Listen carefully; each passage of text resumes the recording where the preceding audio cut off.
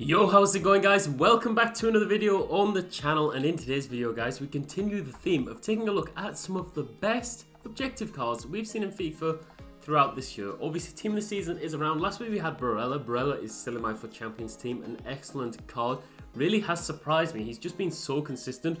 And today, guys, we are focusing on Kimpembe, the 90 rated PSG centre-back. If he was on the market, how much would he cost? We like to say that in the objective reviews, but I think it'd be around 300,000 coins, so it's a very nice looking card. We're going to review him today. We play some division rivals in Division 1 at around 2200 skill rating, so hopefully you guys do enjoy today's video. If you do, smash a like down below and subscribe for a lot more FIFA 21 content. But let's just get into it. Let's just get into the review because this card looks really nice and I wanted to test him out as soon as possible. Played the games last night, but I've just had a couple of problems recording the video. But the card itself, 90 rated, 86 pace, 48 shooting, 78 passing, 80 dribbling, 91 defending and 93 physical. He's 6'2", high work rate, is not the best, but he's left footed, which is a unique thing about the card. It's nice to have a balance of a left footer and a right footer in the defense. He's 3-star weak foot, 2-star skill numbers, which we don't really care about too much, but the 3-star weak foot will do for a centre back. His in-game stats are good. I mean, 85 acceleration, 87 sprint speed is really nice. Shooting stats, we don't care. He's got fantastic short pass and long pass. Poor curve, but does that really affect for a centre-back? Dribbling stats are solid again for a centre-back. He's got 86 ball control, only 74 dribbling, but 92 composure, decent agility and balance as well.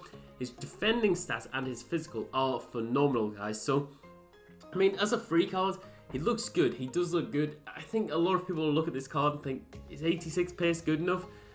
I would say so, but there's certain sort of situations where you need more pace. You do need the fullback as centre-back, and we'll come on to that.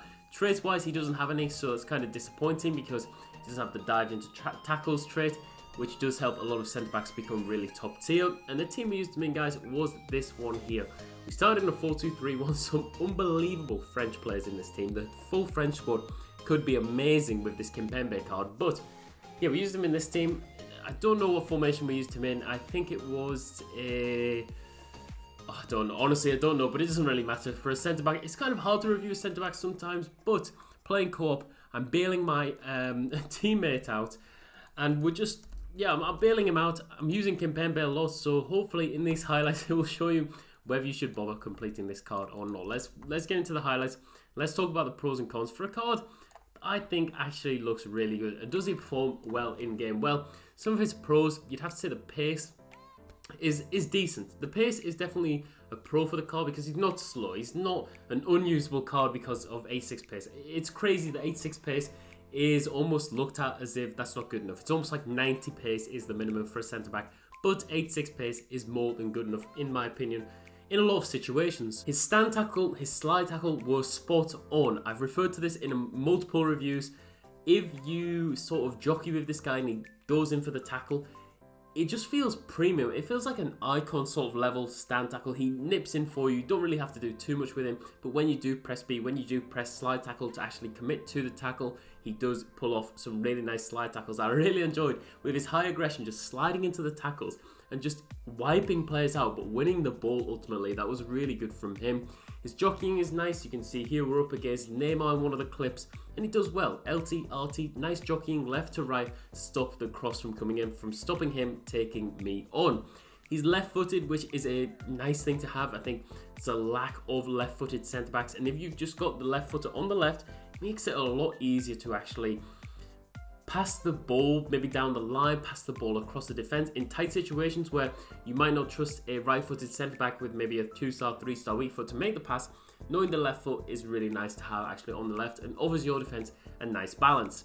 I've referred to it already, but his aggression, I mean, he slides into the tackles. He's really aggressive in the 50s. He does often come out with the ball, so I was very happy with that. He provides some amazing links to Aouar, links to obviously Mbappe and Neymar, Marquinhos, so many good cards you can link this guy to. That's why I think he maybe would be a bit more than 200, 300,000 on the market just because of the links.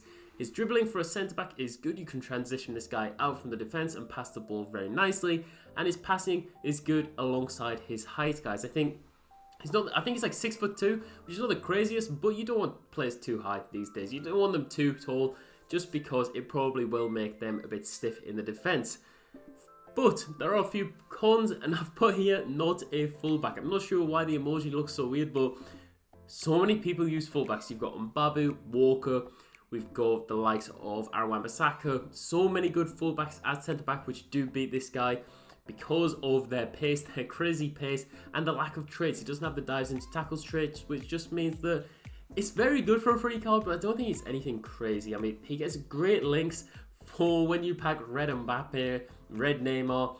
My only thing is, he's just nothing spectacular. I think if you come up against him, you'll think he's good, you'll think he's a decent player, but he won't be like a memorable, he's not on the level of a Varane. He's not on the level of, say, an Mbabu playing a centre-back. But for a free card, I cannot deny that this is a great option for you guys. Similar players, I'd say Goldson and that Klosterman.